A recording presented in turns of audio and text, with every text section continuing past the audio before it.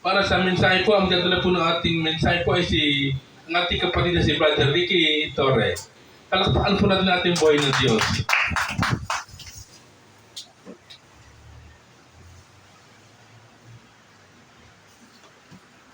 Bago natin umpisahan, palakpakan natin ang Panginoon. At bago tayo mag-umpisa sa muling bahagi natin samantala sa service na ito, may baon tayo. Hindi yung kanina lang kasi baka sakaling mawala rin yung ating natutunan. Kaya paglilingkod natin sa Panginoon, sulit natin. Dahil bahagi ito ng kanya kalooban. Pero bago ang lahat, manalangin muna tayo bilang pagpapahalaga sa salita ng unang muna. Salamat, Panginoon. Aming dinadakila ka. Patuloy, Panginoon, aming Jesucristo na ipinako sa krus para sa aming mga kasalanan. Na hanggang ngayon, Lord, patuloy kaming nagkukulang sa iyo. At humingi kami ng kapatawaran doon. Panginoon, salamat po sa oras na ito. Kahit hindi talaga ako karapat-dapat pumarap sa iyo. Banal na gawain ito. Nandito ka pa rin, Panginoon, sa aming mga buhay. Na pag-aaralan namin, may sasabuhay na nagmumula sa aming puso, isip at kaluluwa, Panginoon. Yung kanina pa lamang, Panginoon, na pagsamba namin, hindi pa sapat para kami ang maging dapat sa iyo. Salamat, O God, dahil magpapatuloy kami na ang mensahe nito magbukas sa aming mga isipan, Panginoon. Nandito man sila o wala, Panginoon, may bahagi pa rin namin ang katotohanan ay mahayag sa inyong banal na pangalan. Tulungan niyo po ako, God, na itago mo ako.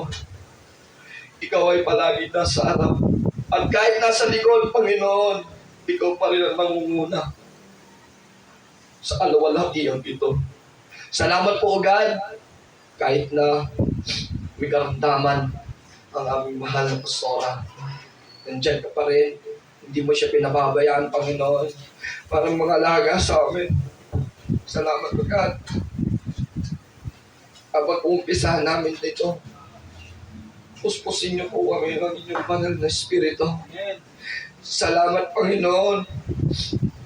Hindi ka nagkulang sa kabila ng lahat ng aming ginagawang kamalian laban sa iyo. Patuloy ka namin sinasaktan, O God. Inaamin namin iyon.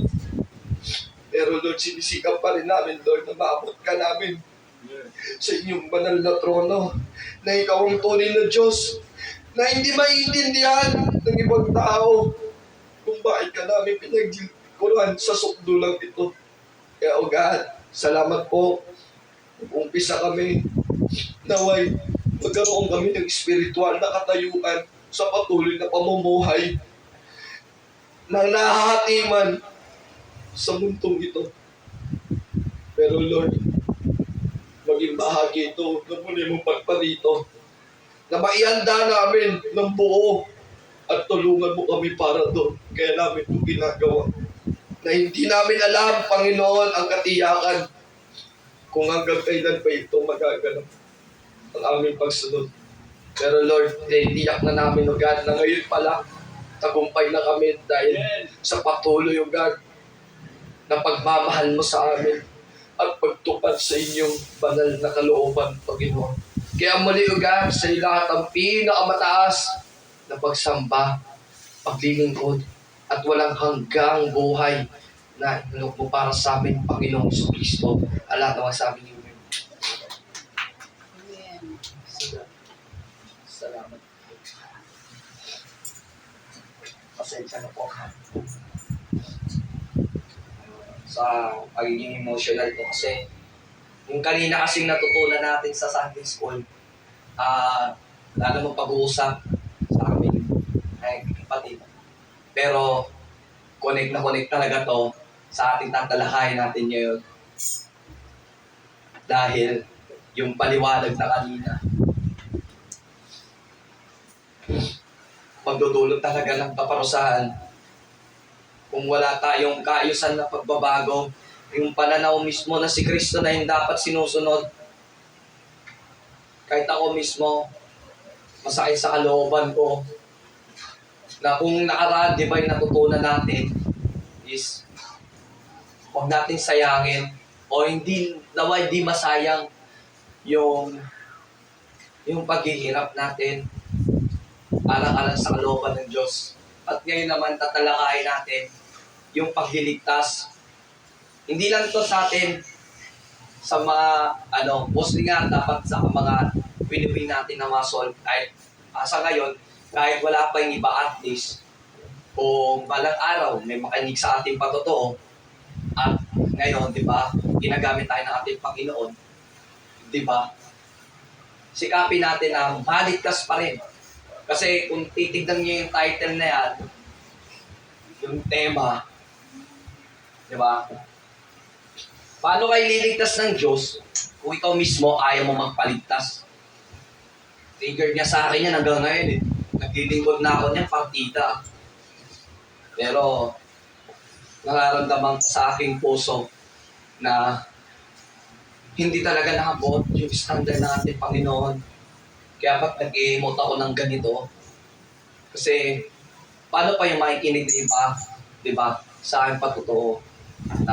Di ba, kung tutusin, personal ko yan, pero isi-share ko kasi yan, para na rin sa lahat, na mai-inform sila na paano ba ako magtiwala sa Panginoon? Kasi kanina pagsunod eh.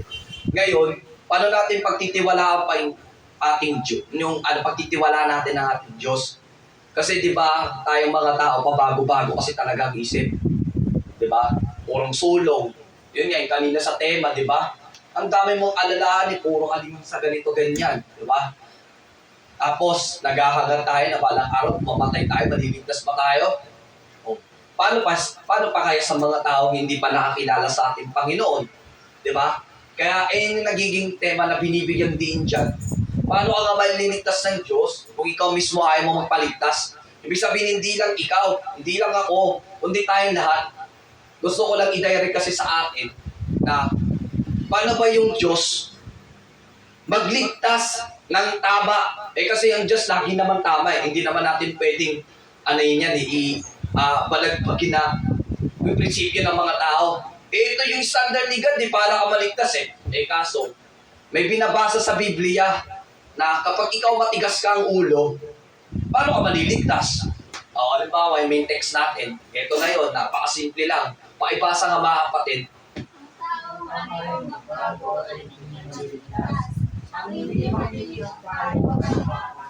Kung titingnan niyo yan, dalawa yung pwede nating makita dyan. Pero ito yung anay natin, ito yung targetin natin. Kasi di ba, hirap na mag-win. Bilang tao mahirap mag-win sa mga tao hindi talaga nakakaunawa sa Panginoon. At kahit nakakinig na sila ng salita ng Diyos sa iba't ibang mga daong relihiyon na hindi mawari sa kanila ding isipan kung ano ba talaga ang totoo. Pero sa kabila ng lahat, yung kamalayan nila sa kalooban. O hindi rin naman tayo nagkaalayo sa kanila. Pero ang kagandahan dito, minambisa na tayo sa paglilingkod natin Panginoon. At sila, patungo pa lang doon. Sa anong paraan? Nakalang tayo sa salita ni God. Katulad na nga nito, kung wala tayong kamalayan ng pagbabago, talagang di tayo maliligtas. So mamaya pag-uusapan natin yan. Gusto ko lang ipakita sa inyo na kung paano, sa literal muna tayo pag sinasaway kang paulit-ulit ng iyong magulang, dahil mali na nga yung ginagawa mo, ano yung pwedeng danyos na matatanggap mo sa kanila?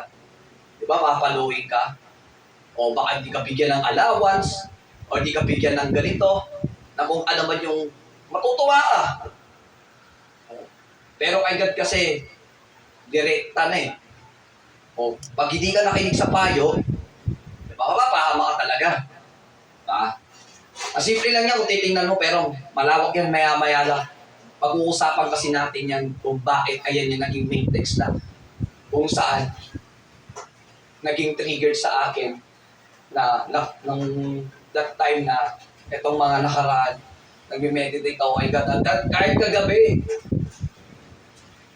nang madala-dala naman ako. Bakit ganun? Diba? Hindi nga pa rin ako maliligtas kahit ano pang gawin ko eh.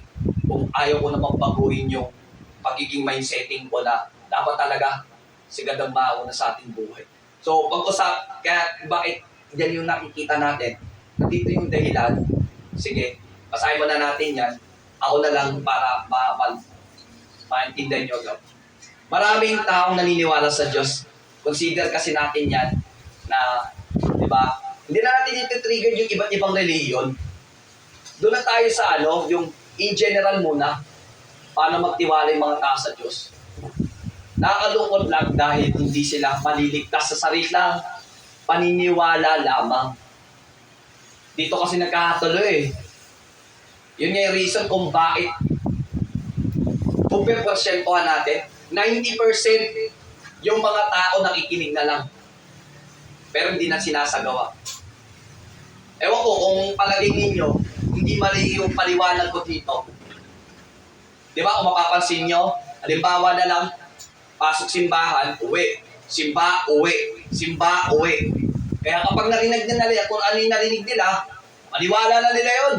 Pero wala na yung malalim doon na kung saan ikaw mismo maghahanap ng daan patungo sa kaligtasan. Kasi, di ba, nagdududa na tayo eh sa pagdating sa inaaniban. Pero hindi natin kinokondem na mali yung aral nila, gano'n. Ang tinitriggered ko lang kasi, yung salvation is individual. At hindi naiintindihan agad ng tao yun. Nakakala kasi grupo yung pagliligtas.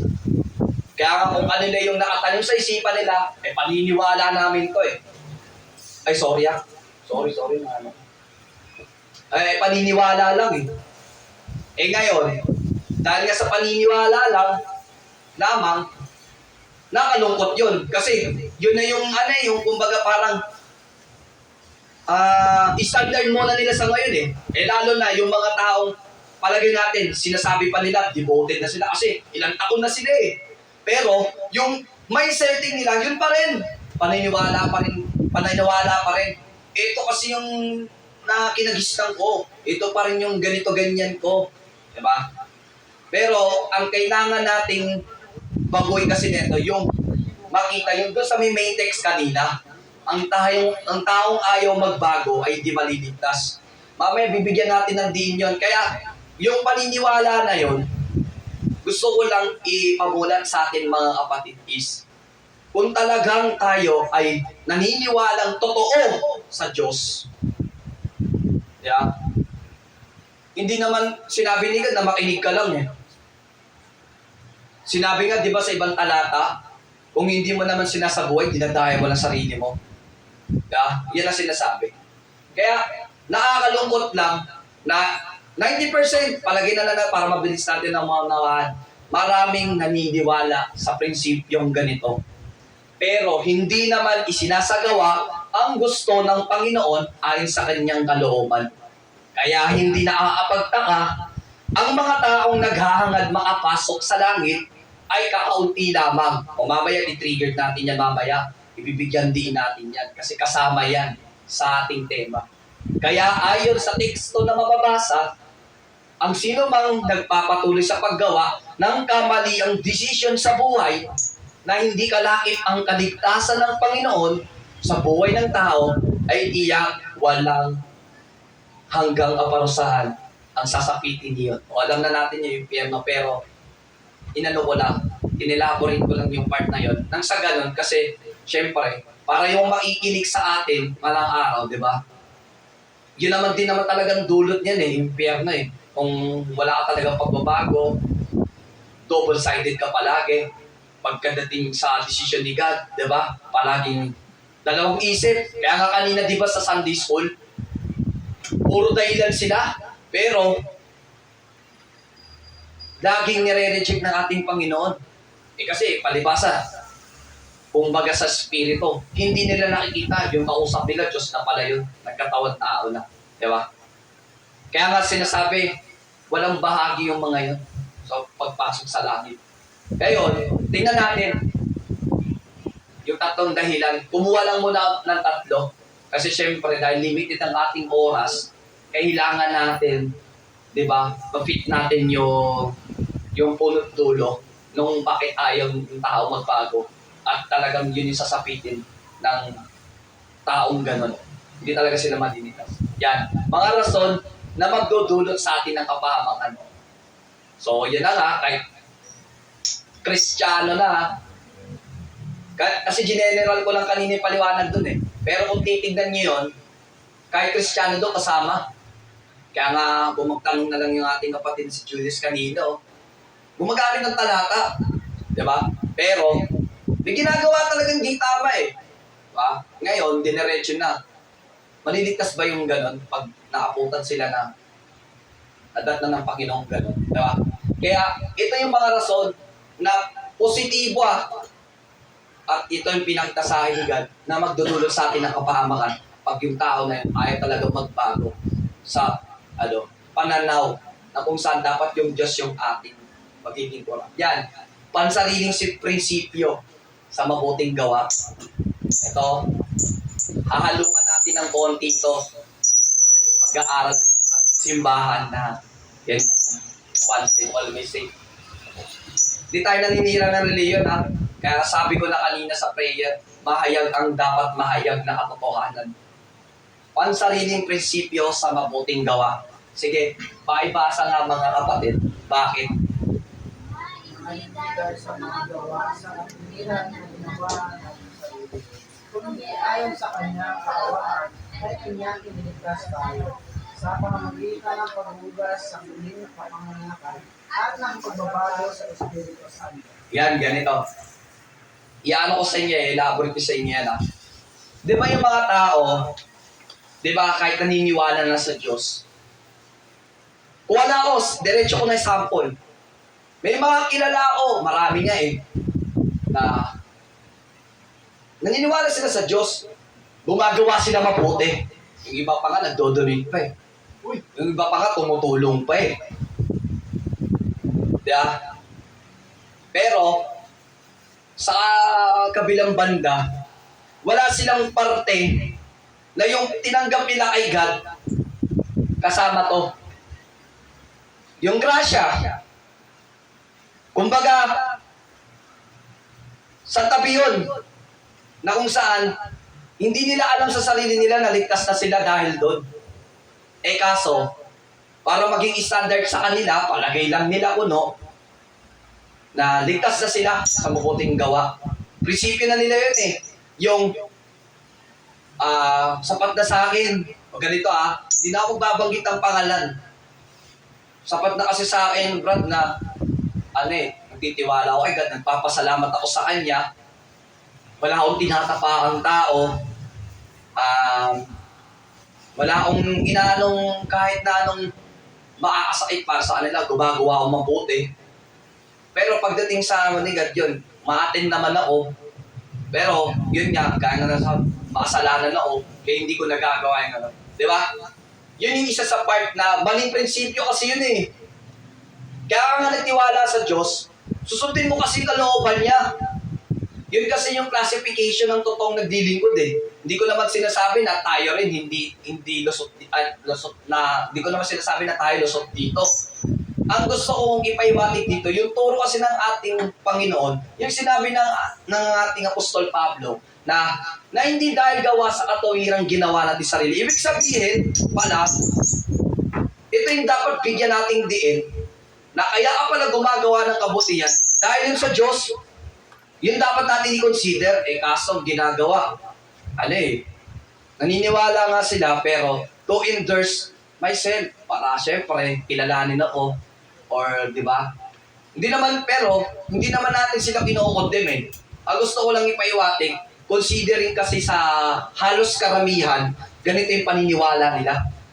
Na para sa kanila, huwag na lang mag-church, huwag nang umatin sa gawain ng Panginoon, hindi na sila gagawa sa kalooban ni God.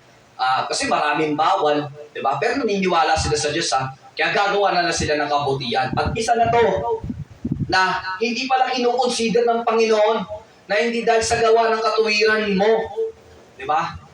Ng ating sarili. Kundi ayon sa kanyang kaarawan, kanyang iniligtas tayo sa pamamagitan ng paghugas ng muling kapanganakan pagbabago ng Espiritu Santo. Ibig sabihin yung mindset pala, nung nakilala mo ang ating Panginoong Kristo, matik na, may matatanggap ka palang banal na Espiritu. At pinatotoo pa yan ng isa pang teksto dyan. Sige, tingnan natin. Yung paboritong verse ng Baptist or ng mga once and always. Paipasa nga muna, mga kapatid. Sapagkat sa bilaya, kayo'y nanaligtas sa pamamagitan ng pananampalataya. At ito'y hindi sa inyong sarili. Ito'y kaloob ng Diyos. Hindi sa pamamagitan ng mga gawa upang ang sinuman ay huwag magmakulit. Sapagkat tayo ay naging gawa na kilala kay Kristo Jesus para sa mabubuting gawa na mga hinanda ng Diyos ng una pa siyang naging Purihin ang ating Panginoon, salamat sa ating dakilang Diyos. Ito, ba't sinama ko na yan lahat? Kasi hindi naman tayo ganun eh. Putulin yung verse. Kompletuhin natin. Kailangan makayat kasi totoo, yun ang sabi ng Panginoon eh. Huwag tayo magbawas, magkulang, mga ganun. Pero hindi na natin itatakil yung part na yun. Gusto ko lang ipakita sa bawat isa na maging unbeliever man o Christian, hindi na bukod sa nailigtas tayo ni God, gagawa talaga tayo. Ay no, dahil nga dito sa 10. Kaya nga tingnan mo, sa pamamagitan ng mga gawa upang sinuman huwag magpapulit. Ibig sabihin pala niyan, nung biyayang natanggap nating kaligtasan sa Panginoon, hindi talaga sa atin yun. Kaso ang ginagawa ng iba, abusado. Yun na nga, gaya nga nasabi ko na kanina, maraming naniniwala sa Diyos, pero hindi naman talaga sumusunod. Yun na kanina, kumbaga sa Sunday School, hindi talaga tumutugma eh. Kahit saan angle mo tignan yun. Tignan mo pwede kang maniwala kay God, gumawa ka ng kabutihan. Pero hindi ka susunod sa kalooban mo na ni God, saan na lang. Yung iba, ganun pag ginagawa no? Alibay na lang, no? Pero tingnan mo, kung mababasa mo yung teksto kanina doon sa Lucas, di ba? Hindi tinanggap ni God lahat kung ano mga pinagsasabing rason doon. Kaya nga yung mga naghahangad talaga maligtas yung sarili, patas papas sa area ng langit. Ang liwanag eh. Yung prinsipyo mo lang sariling iniisip mo eh. Hindi natin nakita yung kaloob na nga ng Diyos, kaya tayo gumagawa ng ganitong gawain. Di ba? Hindi naman natin, yun nga, gaya nga nasabi ko kanina, ulitin ko lang, hindi natin kinokondem yung hindi pa nakaalam at kung ano ba yung paraan na gagawin. Pero, sinisikap kasi natin na kailangan maabot nila yung ganon. Diba? Pero hindi natin talaga magagawa yun kung hindi mauna ang Diyos sa buhay natin. Kaya nga sabi ng ating mga pastora nung una po, diba? Paano tayo makakapag-outreach sa iba kung sa English natin may kulang na? Diba? Kaya, ito, yung biyaya mismo. Kumbaga, ito na yung starting primary na natin to. Dahil tinubos na ni Kristo ang ating mga kasalanan, yun na yung nagdulot dyan, biyaya.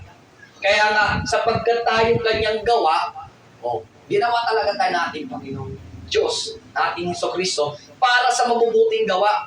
So, ibig sabihin, instead of magiging bonus na lang dapat yung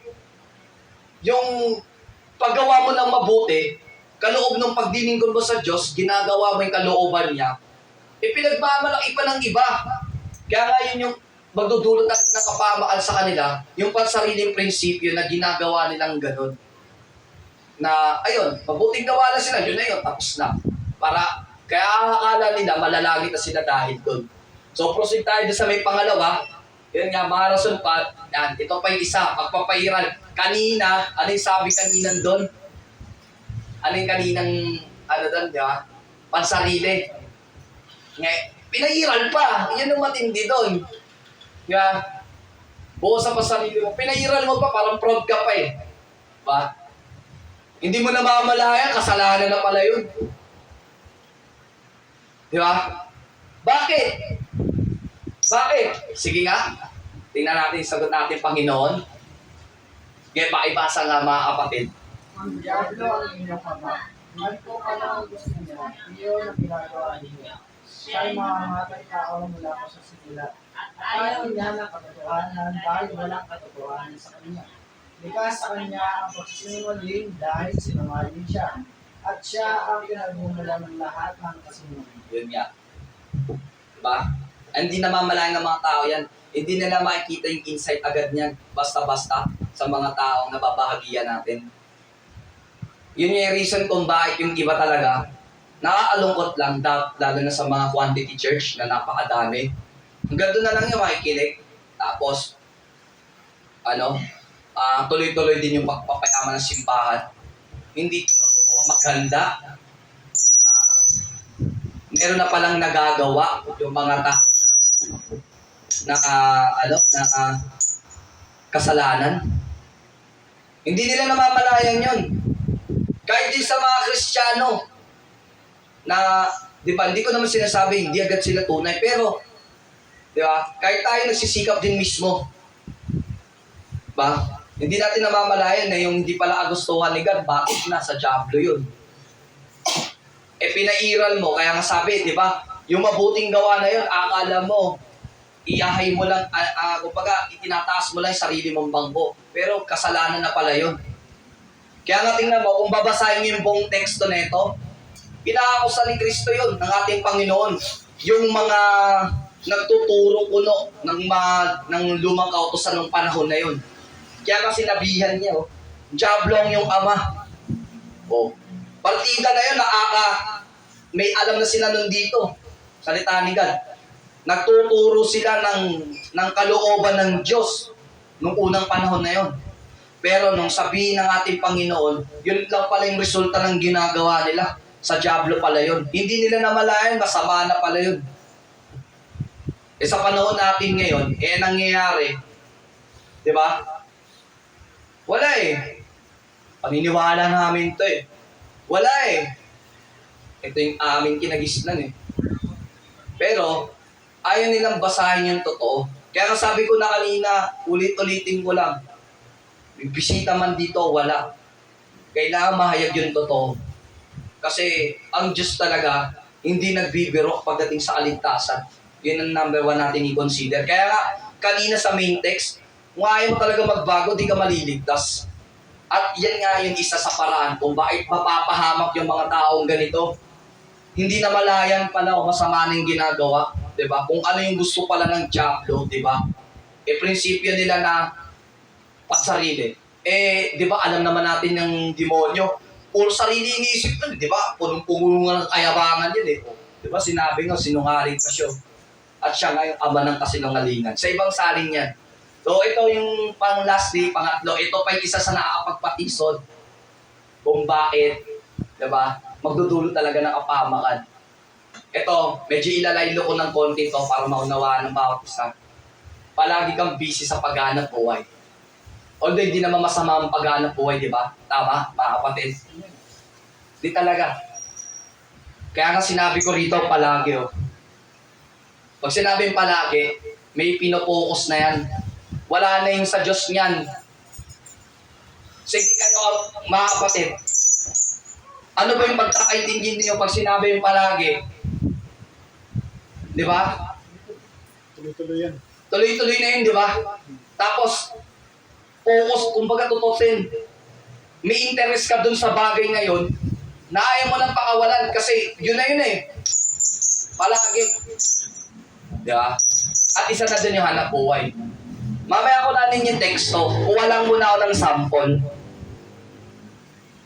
May nagsabi sa akin, yun nga, di ba? Pagkatapos mapakinggan yung salita ni God, pagkatapos, hindi ko naman binigla totally. Parang gusto ko lang ipamulat na yung matches na ano ba yung paraan na sinasabi dyan na, di ba? Na first seek the kingdom of God. Ibig sabihin, hindi ka na maghahanap buhay. Porket uunahin mo ang Diyos. Di ba hindi ganon? Di ba hindi ganon? Di ba hindi naman ganon agad yun? Yung kunawa doon. Di porket sinabing persig na kingdom of God, ibig sabihin nun, di ka na maghahanap buhay. Di ba sinabi rin ni God, ayaw rin ng tamat, no? Dilinawin natin maigi yan. Kaso, sinabi ko na yung pangatlo dyan, palagi. So, walang lusot yun. Kung tutusin. Ngayon, basahin natin yung teksto kung bakit palagi. Ito na yung laman ng utak nila eh. Sige, pakibasa nga mga kapatid. Ang mga tao na gawin yumaman ay nahulog sa tukso. Sa isang bisita ng mga manira at walang kabuluhang mga hangaari ay nagdadala sa kanila sa kapamakan. Sapagkat ang nag-ibig sa salapi ang siyang buhat ng lahat ng kasamaan.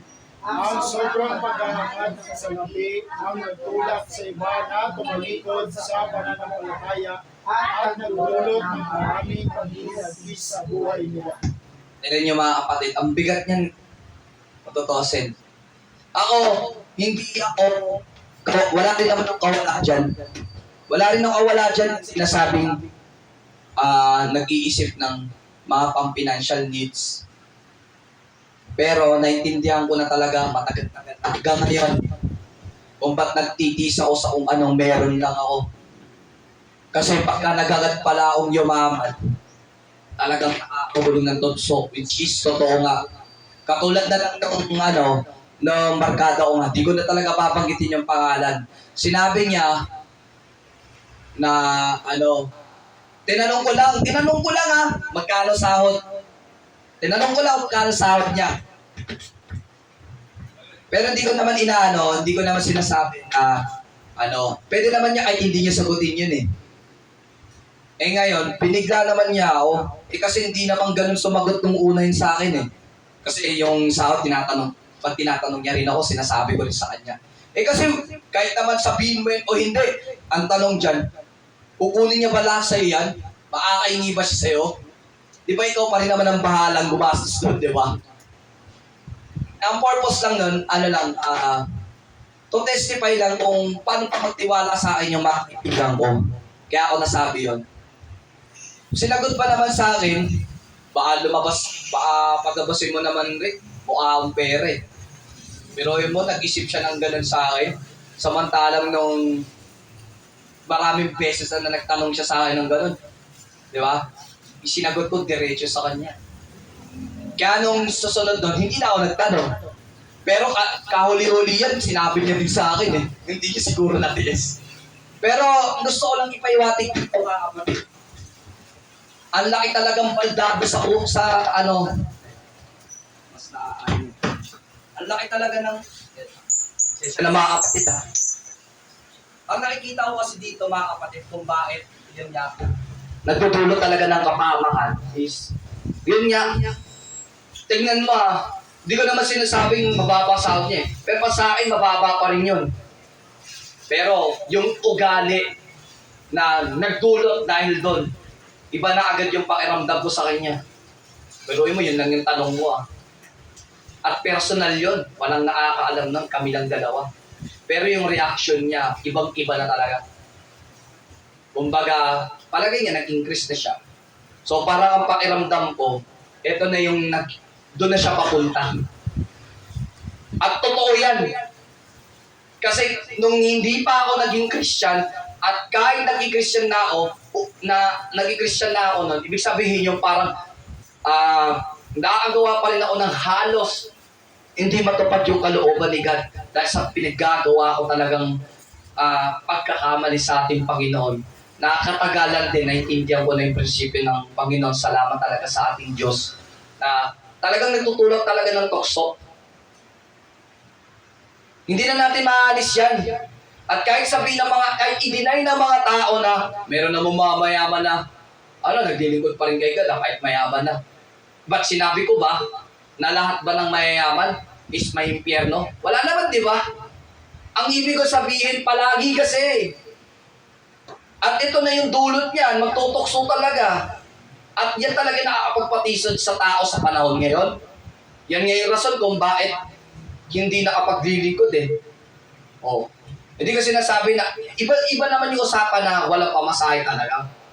Pero ibig ko sabihin yung, kumbaga, hindi kasi syempre magsasabi talaga na para hindi masaktan yung nagbabahagi sa kanila, di ba? So gagawa na lang sila ng paraan ng sa ganun, magpapatuloy sila sa business kung ano man yung pinagagawa nila. Na kahit na napagdasarapan ng Diyos, pero naniniwala sila. Kaya nga inuulit-ulit ko na kanina na, di ba? paniniwala lamang.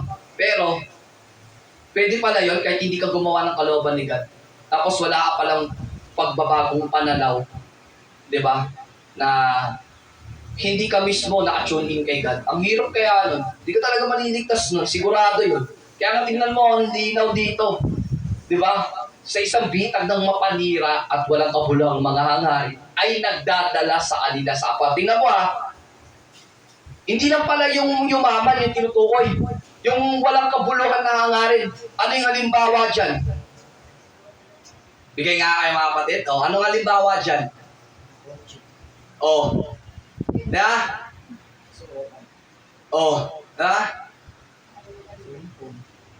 Na? Tignan mo, hindi ko sinasabing kinokondem natin sila. May binibigyan kasi yung din dito yung palagi. Pag palagi talaga, ang linaw niyan. Makakapaglingkod ka pa ng tapa sa Diyos kung palagi mo yung gagawin. Sige nga, di ba? Sagutin ako ng diretso ng ganyan. Sige, sasama ako sa kung ano man yung papasunod ko pag may nakapagsagot ng makakapagbalagbag ng part na to. Pero hindi ko talaga sinasabi nila lahat. Pero ang daming porsyento. Kaya ba't sinabi ko kanina, yung pong pagpasok sa langit ay kakaunti lamang. Kasi ang daming natitisod dito. Tingnan nyo, may ano pa yan, may supportive pa tayo dyan. Kung ba't ko inano yung verse na yan. Tingnan nyo, paipasa. Sige nga, mga kapatid, basahin nyo po mga kapatid. Pagkatapos nila siya ng Diablo sa isang siguro at ipinakita sa kanya ang lahat ng kawalan sa daigdig at pagkakaramihan ng mga ito. Sinabi ng Diablo sa kanya, ibibigay ko sa iyo ang lahat ng ito kung makakakilama ka sa sasagot sa akin. Kaya't sumagot si Jesus, lumayas ka sa kanas sapagkat nasusulat, ang Panginoong mong Diyos ang dapat mong sambahin at siya lang ang dapat mong paglingkod. Kung halimbawa, di ba, tayo yung sinabihin ng Panginoon, di ba, direct, ano kayo pakiramdam mo, sakit siguro nun, no? Ang liwanag dito Kaya nga akala ng iba talaga, blessing yung nangyayaring opportunity sa kanila. Kaya nga tingnan mo sinabi ko na kanina na yun nga, kakaunti talaga maliligtas. Imagine mo, hindi ko naman sinasabi na i-judge natin yung mga mayamang ganun. Meron naman talaga nung bata pa lang mayaman na sila di ba? Paano kung yung pananaw na nun nagbago, di ba? Naglingkod kay God. Pero ganun pa rin pamumuhay. Hindi naman talaga siguro maaalis yun. Posible na maalis yun. Unless, di ba? Kung pure. Kasi syempre, yun naman ang tinuturo ni God, di ba? Kalikuran lahat, di ba? Unless kung ganun ginawa, di ba? Kahit nagmula siya sa mayaman. Ang binibigyan kasi natin din dito, yung paghahanap buhay mo. Wala na ba talagang panahon para sa Diyos? Yun kasi yun na ako nga mismo, kahit nga may panahon ako agad, pero may pagkukulang pa rin ako Pero mo sabihin talaga, masakit sa akin yun, sinabihan ako na para sabihin magmukha pero biruin mo, wala naman akong inisip magano'n, natulan agad ako. Pero sinasabi ni God, nakatukso nga talaga yung pera, which is yun na nga, nakita ko na sa ugali na totoo nga talaga yung sinasabi ng Timoteo. At hindi na kataka-taka, pati si Satanas talaga nagbibigay ng pagpapala sa mga tao. Tinan mo, mismo ating Panginoon, hindi nakalagpas Pero, ang galing ng ating Kristo na ating pinaglilingkuran. Lumayas ka, Satanas, pagkat nasusulat, ang Panginoon mong Diyos ay ang dapat mong sambahin at siya lamang ang dapat mong paglingkuran.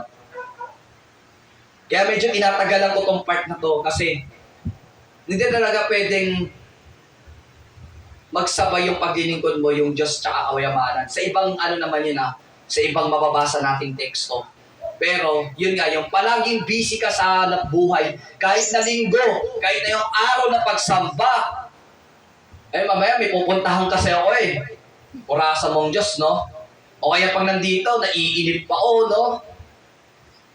Pero hindi natin naisip na kaya pa pala buhay ngayon kasi, di ba? yun na yung pagkakataon mo na maglilingkod ka pa pala kay God.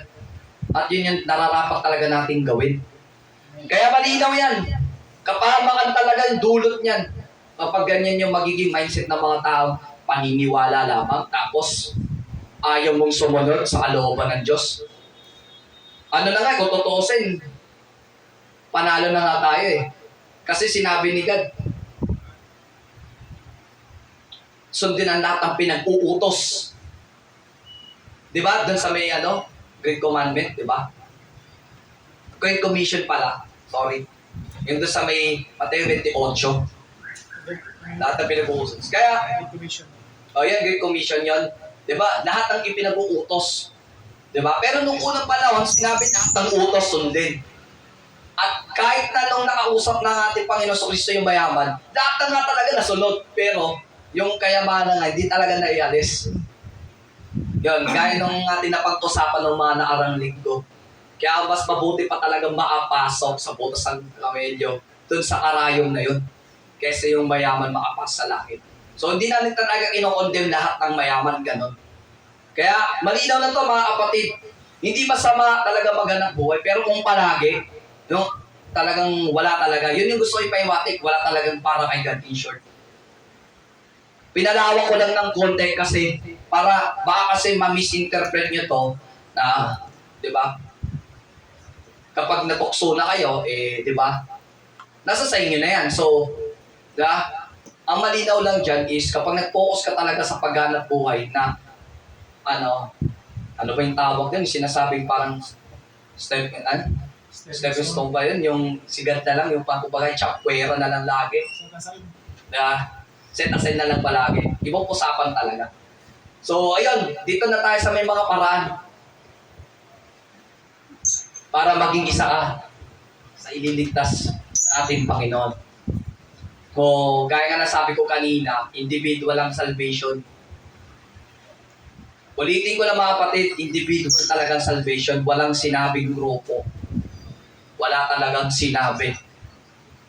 Pero may sinasabing maliligtas ikaw at buong sambahin. Ibang ano yun. Tinutukuyan doon kung mananampalataya sa ating Panginoon at susundin ang kanyang kalooban. Pero sa bandang huli, yung Diyos pa rin yung hahatol. Bawat isa. So ibig sabihin talaga, individual. Kaya kahit anong pagsamba-samba natin, kung talagang walang paglago, sayang lang talaga. Wasted talaga malala. Kaya para maging parang tayo sa pagliligtas ng Panginoon, ito yung atin natin dandaan. Una dyan is, yun nga, yung prinsipyong makalangit. Dapat ganito na talagang gagawin natin. Kung kanina, di ba, pagsarili mo lang. Pero dahil Lord, gusto ko maghari ka sa aking buhay. Gusto ko masunod ang iyong kalooban. Ano ba yung mga makalangit na binigay mo sa akin? Isa na yung nandito sa print, isa na dito yung sa texto. Pakipasa ng mga kapatid. Sa Colosas 3:2-4. Sige. Ang mga bagay na panlangit ang isip niyo. Hindi ang mga bagay na panlupa. Kapagkat namatay na kayo at ang inyong buhay nakatago sa Diyos kasama ni Kristo. Si Kristo ang inyong buhay at kapag siya ay hayat na, mahayag din kayong kasama niya at makakahati sa kanya. Tingnan mo, napaka-engranding reward yan. Pero yung makakahati tayo sa kanyang kaluwalhatian. Nung naiisip ko nga yun, naiyak na ako dyan eh. Sabi ko, Lord, ang dami mong utos, di ko talaga kaya. Ang dami mong kalooban, hindi ko to kaya.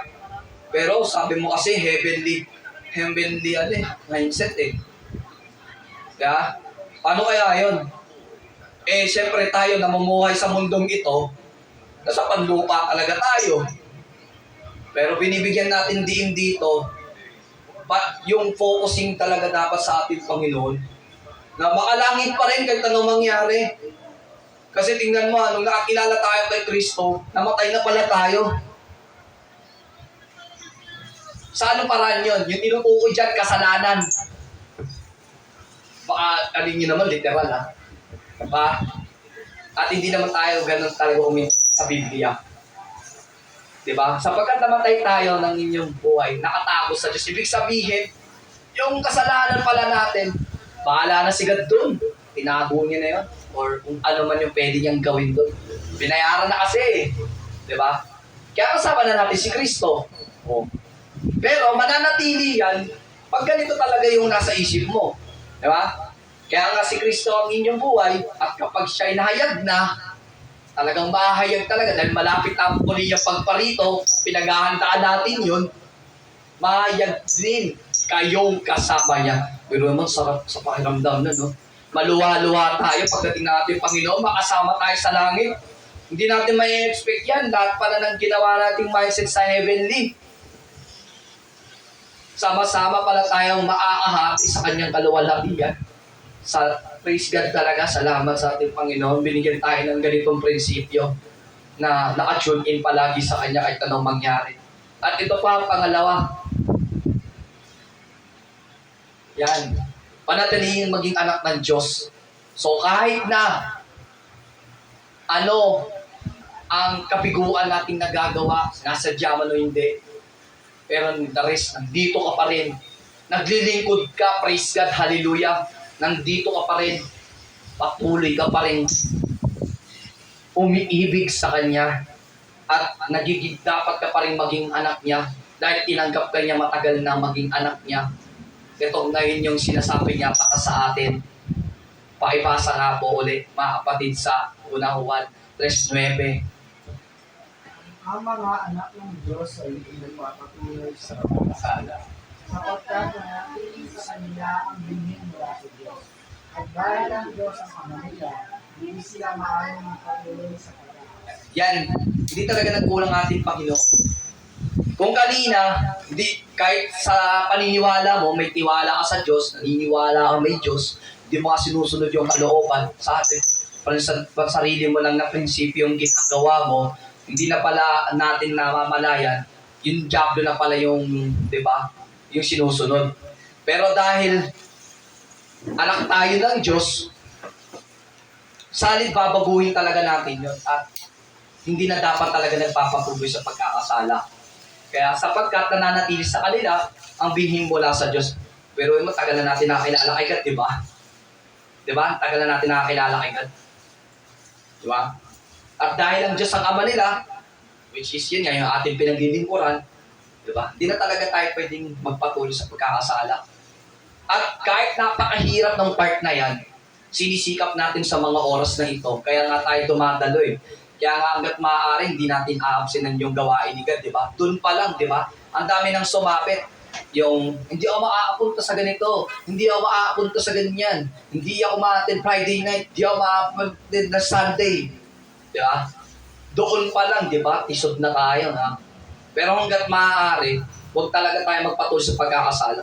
Nandun pa rin sa punto na anak pa rin tayo ng Diyos dahil buhay pa tayo at may kailangan pang pakay si God sa atin para tayo yung maglingkod. Hindi talaga dahil nakaupo lang talaga sa church. Wala talagang tinuro sa Biblia na nakaupo ka lang dyan. At pagkatapos yung prinsipyo mong pansarili yung gagawin mo. Sa halip, susundin mo talaga ang ating Panginoon. Kaya maliwanag yan ha. Manatili tayo maging anak ng Diyos. Eh kaso sinasabi naman ng ibang reliyon, eh anak ka na ng Diyos, maliligtas ka na. Hindi pwedeng ganon. Eh kung ginagawa natin kasalanan, di ba? Hindi pwede talaga yun. Kaya kung tatatasan mo yan sa di ba? Ang napapatuloy sa pagkakasali kampo ng diablo. Pero hindi natin tinutukan yan. Tinutukan natin. Nandito ka pa rin. Anak pa rin tayo ng Diyos sa kabila ng ating pagkukulang. Praise God. So, ayun. Ito na yung lastly, yung pangatlo. Kung kanina nga, puro pagpapayaman nga, pagiging hanap buhay, nandito na tayo sa kung saan. Ito na ngayon yung ano natin, kalagayan. Na kahit napakahirap, na walang pera, kahit na mahirap na maghanap buhay doon sa akarampon na kinikita natin, palaging makontento pa rin sa lahat ng bagay kung ano man yung natatanggap natin. Kasi wala naman tayong kinalaman kung galing ba yun sa diablo, kung galing ba yun sa Diyos, di ba? Pero ang alam lang natin, kahit hindi natin hinihingi, isa lang ang maliwanag dito, yun yung sinasabi dito sa Hebreo 13, versikulo 5. Paibasa nga po mga kapatid. Huwag kayong magkuha ng pera at masiyahan kayo na sa anumang mga bagay ng sapagkat sinabi ng Diyos, hindi kita iiwan, hindi kita pababayaan. Liwa-liwanag, oh. Praise God talaga. Palakpakan nga natin ating Panginoon. Tignan mo, oh, di pala tayo pababayaan. Sana nga yung mga quality church ituro nila yan Hey Lord, kahit wala akong pera, di ba sabi mo, di mo ako pababayaan? Tingnan mo, ang liwaliwanag ng sinabi natin Panginoon. Sa ibang salin yan, huwag tayo magmukhang salapi o kung ano man, di ba? Huwag tayong sariling, di ba? Puro pera na lang talaga. Kasi tingnan mo, kahit hindi ka naman magtiwala sa Diyos problema pa rin dadaranasin mo Pero ang gagandahan sa advantage natin ngayon, naintindihan natin yung prinsipyo ng Diyos. Na matuto tayong masiyahan. Na sa kung ano yung natatanggap natin, ano yung natatanggap ano yung nasa iyo mismo. Diba? Hindi tayo mababayaan ni God. Huwag tayo mawala ng pag-asa. Kaya nga sabi ko, nung ito, yung motor ko, baka malay nyo, katagalan na, mahila na yun. Dahil baka hindi ko na rin kayang bayaran. Pero, nandun yung sa point na hindi ako pinababayaan ni God. Hanggat nandiyan yung opportunity na ginagrab sa akin ni God. Na, Lord, kung tanggapin ko man ito, sana dito ma-accept ko sa'yo. Kasi, di ba? Ganun pa rin, di ba? Yun din magiging lusot. Pahamak pa rin ako. Di ba? Pero bago tayo matapos dyan, basahin ko pa nga yung kapareho nito na kung saan yung pagiging kontento sa bawat isa. Kasi yan yung naging kaligaya na natin ngayon kung tayo sa pagsunod. Sige nga, Julie, ikaw nga magbasa para sa akin. Basahin mo pa nga yung Kawikaan. Okay. Chapter. Para malinaw sa bawat isa sa atin na meron pang support verse niya na kung saan marunong tayong makontento. At ano yung dulot nun kung bakit tayo makukontento doon. Yan lang po Saglit lang to. Malapit na tayo matapos. Chapter 30, verse 7, 8, and 9. Okay, pakibasa nga mga kapatid. Huwag mong payamanin. Yun ang sabi dyan. Hindi ko na sinama dyan. Bonus na lang yan kasi para maging tayo katulad din ni Solomon. Yan yung mindset niya. Verse 7, 8, and 9. Chapter 30 ng Kawikaan. Sabi dito, Diyos ko, may hihingin akong 2 bagay bago ako mamatay. Huwag akong hayaang maging sinungaling. Huwag mo akong payamanin o paghirapin. Sapat na pagkain lamang ang ibigay mo sa akin. Amen. Baka kung managana ako, ay masabi kong hindi na kita kailangan. Baka naman kung maghirap ako'y matutong magnakaw at pangalan mo'y malapastangan. Diba? Napakaliwanag, no? Sana ganyan yung mindset natin, katulad nga ni Haring Solomon. Imagine mo, lahat ng hiningi sa Panginoon, nasa Kanya. Kaya nga napakatanyag ng hari na yan na walang katulad hanggang ngayon sa panahon natin ngayon. At siya yung pinakamayaman hanggang ngayon, hindi kayang tumpasan yung kayamanan natin Solomon hanggang ngayon. Kasi sinabi na ni God sa buong kasaysayan, walang pinakamayaman, maliban kay Haring Solomon. At kahit darating pa yung Antikristo na yan, hindi matutumbasan yun. Yung ibinigay ng Diyos sa kanya.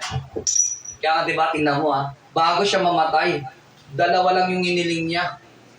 At yun na nga, yung maging balanse sa pamumuhay na may takot sa Diyos. Diba? Kung sakaling managana siya, yun na nga, yung maging mayaman, kalimutan ng Diyos. Yun lang ang lusot dyan Sige, kaya mga kapatid, di ba? Kung ikaw mayaman na, tapos nagkasakit yung iisipin mo, pa-hospital lang may pera naman ako Di ba? At mapapagaling naman ng doktor yan So, doon lang yung basis nila, mapapagaling ng doktor. Pero hindi nila alam yung healing sa Diyos No? Yun yung sinasabi ni Doc Atoy nung kapag nagpo-forum siya sa Zinergia, na kaming mga doktor, walang kaayang magpagaling. Wala talaga, inamin niya yun. Bilang doktor na misyonero. Wala siyang kakayahan. Ang Diyos lang ang may kakayahan talagang magpagaling. Kaya kahit anong perang ibayad niyo sa amin, kung hindi gagaling yung pasyente, hindi talaga gagaling. Yan ang gusto ko lang ipaliwanag sa inyo. Kaya, ba't nga ba mukhang pera yung mga tao ngayon sa panahon? Gusto ko na yung diretso. Masaktan man o hindi. Kasi yun ang sabi ng Biblia eh, huwag tayo magmukhang pera eh. Diba? Pero kailangan natin nun. Kailangan natin nun.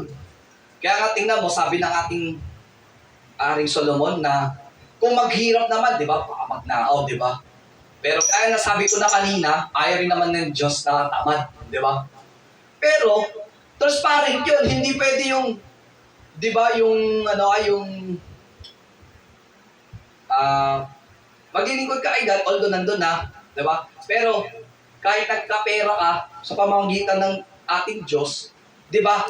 Alam naman ni God, pinaghirapan mo yun eh, di ba?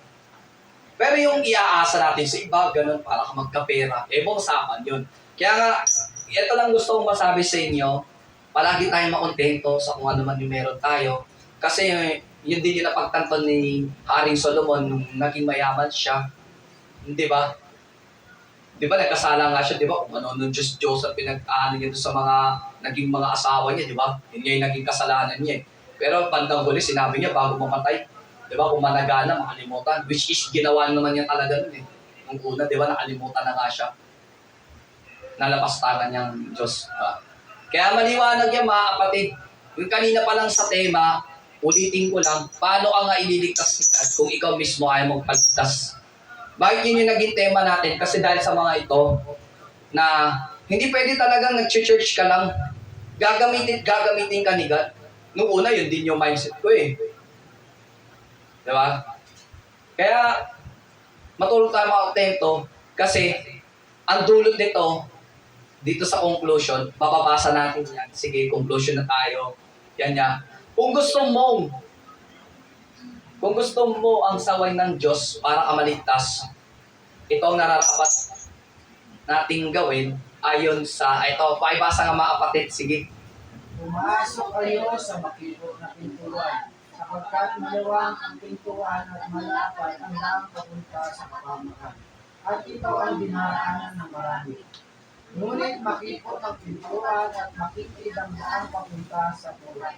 At kakaunti ang nakakatagpo ngayon. Yan. Malinaw yan mga kapatid. Kasi di ba ang salita ng Diyos kanina sa awikan, kay God yun, di ba yung sinabi yung sinulat ni Haring Solomon, ang taong ayaw magbago hindi maliligtas. Ang hindi makinig sa payo ay mapapahamak. Kaya nga, dito tayo mag-consider. Kung gusto mo yung saway ng Diyos para ka maligtas, piruin mo, di ba? Ang daming hindi tumatanggap sa saway ng Diyos eh. Kaya nga sinasabi ng kanina ng ating kapatid na si Brother Ned, ayoko na dyan sa church din kasi sakit nila magsalita. Ayoko na sa church din kasi grabe sila magsalita. Biruin mo, ginamit lang tayo ng Diyos, nadamay pa tayo no, sa sinasabi nila. Pero hindi nila alam kay God yun at pinabasa naman natin sa kanila, di ba? Kaya nga kung gusto mo ang saway ng Diyos, sabi ko sa'yo, mapapatibay yung pananampalataya mo pag nalabanan mo yan. Kasi tignan mo, ang bigat nito. Para ka maligtas, papasok ka sa makipot na pintuan. At yun na nga sabi ko kanina, bakit kakaunti lang maliligtas? Kasi nga, malapad yung karamihang dinadaanan ng mga tao. Eh yun na nga yung magdudulot, kapamakan. At yun na nga, dinaanan nga ng marami. Kaya tayo, tumutungo sa buhay na walang hanggan, makipot talaga yung standard ni God para maabot natin siya. Bakit? Ito na nga yung application natin. Yan, sige. Paibasa mga kapatid, dyan tayo magtatapos. Sikatan ninyo makapasok sa makipot na pintuan. Sinasabi ko sa inyo, marami na po bumili at pumasok, ngunit hindi makakapasok. Palakpakan natin ating Panginoon. Ang liwanag niyan. Sobrang liwanag talaga. Mahirap yan bilang tayo yung mga totoong Kristiyanong naglilingkod.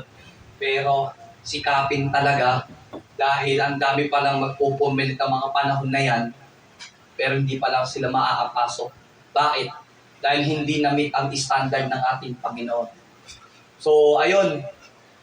At dito na naman tayo nagtatapos kasi sikapin natin. Makinig tayo sa payo ng ating Diyos para tayo maligtas. Kasi yun ang pinaka-ultimately para kahit mamatay tayo, alam na natin, assurance na tayo sa amin ng Diyos. Na magbago na tayo ng pananaw ng ating mga ginagawa. Kasi yun din yung sinabi ko sa kagabi sa kapatiran ko. Nakaranda, di ba? Ang bigat ng kabiguan pag walang Diyos. Imagine mo, tinan mo, wala akong kaalam-alam doon. Matagal ko na rin naging best friend yun, ha. Pero, sinabi niya sa akin, yung araw daw, ano na lang to, bonus na lang to. Nung araw daw nung nag-break sila ng jowa niya, 3 years na, sakto daw yun, pagkamatay ng tatay niya, iniwan siya. Diba? Ang bigat sa kalooban niya yun.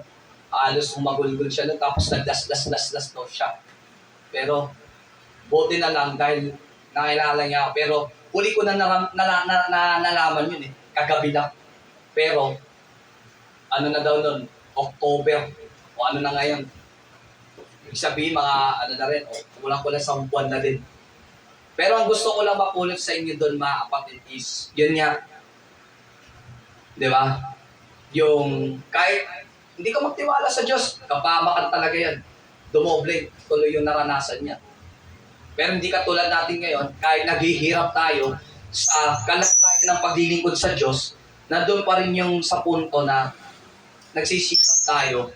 Dahil darating talaga yung araw, hindi na natin mararanasan yung mga kahirapan sa mundo. So ayun, bago tayo magtapos, kanta muna tayo ng isa kasi pero bago yon, manalangin muna tayo sa ating pagsara ng ating mensahe. Pikit natin ating mga mata at tumayo ang bawat isa. Salamat Panginoon sa oras na ito. Salamat sa kadakilaan mo. Salamat sa kaluwalhatian mo na tinanggap naming salita na walang hanggan na ikaw lamang ang tunay na Diyos na aming pinaglilingkuran. Salamat o God dahil naliwanagan ang bawat isa na paano nga ba kami maliligtas sa iyong payo kung matigas naman ang aming mga puso at prinsipyong pansarili ang aming sinusunod kaysa sa iyo. Kaya Lord, salamat Panginoon sa pagbulat ng aming mga isipan, sa aming mga galawan, Panginoon, na kamalian na hindi mo pala yun gusto. Nagtutuloy-tuloy pala ang aming pagkakasala laban sa iyo. Kaya Lord, ito rin yung panahon o yung oras na ito na sisikapin namin baguhin iyon alang-alang sa kalooban mo na matupad at maging bahagi sa inyong kaluwalhatian. Salamat o Lord dahil dakila ka sa maraming mga pagkakataon na gagamitin mo pa kami sa bawat isa. Kahit sa mga bago pa na darating dito Lord na magiging alipin mo rin sa harapan. Dakila o Lord dahil bahagi kami ng pagkaalipin na sumusunod sa inyong kaluwalhatian, sa inyong kabanalan, sa inyong walang hanggang kapangyarihan. Kahit na naghihirap kami, nandiyan ka pa rin, hindi mo kami pinabayaan. Muli, Panginoon, pasalamatan ka namin sa inyong pinakamataas na kaluwalhatian, pagsamba, at pagdakila mo, Panginoong Jesucristo. Amen. Kantahin po natin ang Panginoon, lalapit ako, na kung saan sikapin natin lumapit sa ating Panginoon kahit inalalayo man ang ibang mga taong hindi nakakakilala sa ating Diyos. Hallelujah. Panginoon, lalapit ako. Ako ba'y karapat-dapat sa'yo? Nilalayo man ang tao, ibabalik na panahon. Patuloy akong lalapit. Minsan pa mga kapatid, kantayin natin. Panginoon, lalapit ako. Ako ba'y karapat-dapat sa'yo? Nilalayo man ang tao, babalik na panahon. Patuloy akong lalapit.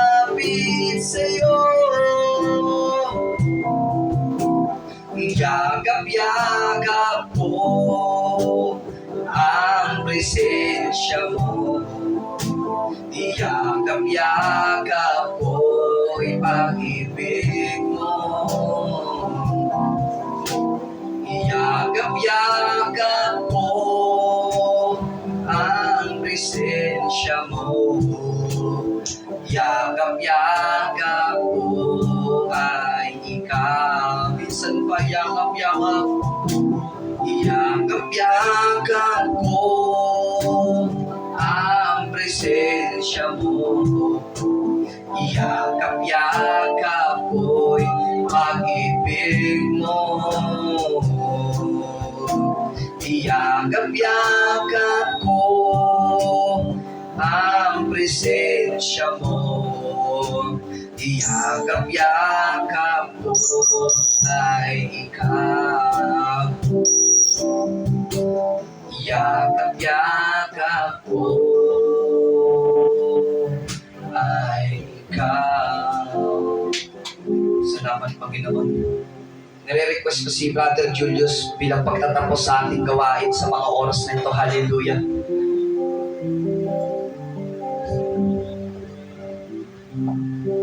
Ama namin nasa langit, sa pangalan ng aming